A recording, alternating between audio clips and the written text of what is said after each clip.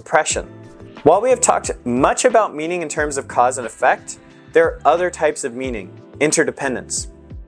So I highly recommend the great courses, The Meaning of Life, Perspectives from the World's Greatest Intellectual Traditions. This is by Professor J.L. Garfield, and particularly his lecture on the Buddha.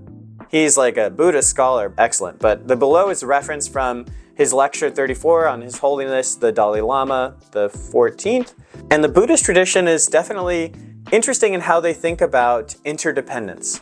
So they have three types of interdependence, and there's causal factors. So one is causal factors, so I think this is objective meaning, the meaning of cause and effect, and we can have a mapping of one cause to one effect, or multiple causes to one effect, or one to multiple, or multiple to multiple. But again, this interdependence is between cause and effect. Then there's also a second type, which is part-whole interdependence. This is the interdependence of structures. We experience part-whole interdependence as self-organized dissipative structures. Each part of you is a cell, but a person is not a cell. A person is the whole of one body.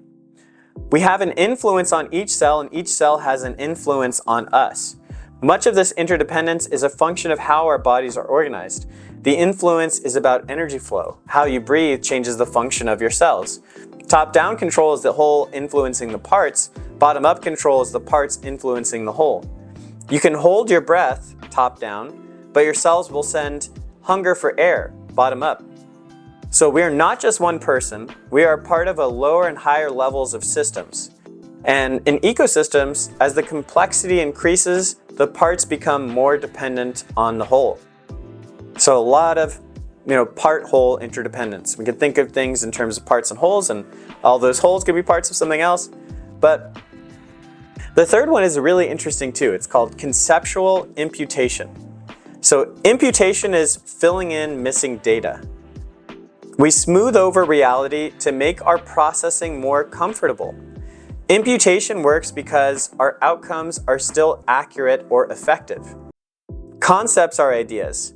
Conceptual imputation is when we have learned an idea which covers the gaps of reality, raw data. So conceptual imputation is interesting in relating it to what we just talked about with the compression drive. So what are concepts? Concepts are ideas, and ideas are symbols that we use to compress our information, our history. And what's imputation? Well, sometimes there's ideas, maybe conjectures, whatever, that allow us, if we have them, even if they're not real, they allow us to compress faster. And that's what we're doing with the compression drive. That's why we would want to have imputation, because it makes things compress a bit faster and it tends to be more efficient. But it's interesting to think about, and I mean, if you want to see reality, if you want to see objective reality, these are some of the things you'd have to look out for, which is ideas which cover the gaps of reality, of raw data. But yeah, I just had this weird idea, which is like, okay, you trim your nails, right? You clip your nails, you cut them. Have you ever actually cut your nails the same way twice?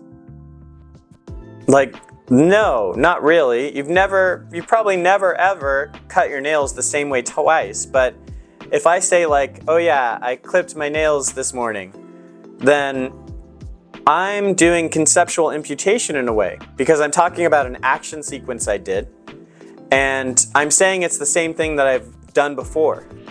But really, it's never been that way before. And actually, it's a unique experience which is not really truly compressible if you really get down to the details of it. But we just smooth over that. And we say, oh, this is a concept. It's the same thing I've always did. But that's not true. And it'll be a mind blower, and I'm sure it takes maybe 20 or 40 years of meditation to get past and underneath this conceptual imputation. So thank you for joining me on this journey, and gosh, we're gonna get deeper into this stuff, but please go ahead and comment if you have any questions about the compression drive, and it's just fun and interesting. Feel free to definitely read the paper on your own, and if there's anything you'd like to see this applied to. But thanks, until next time. Thanks for watching. If you enjoyed this clip, please consider checking out the full video and the series linked in the description.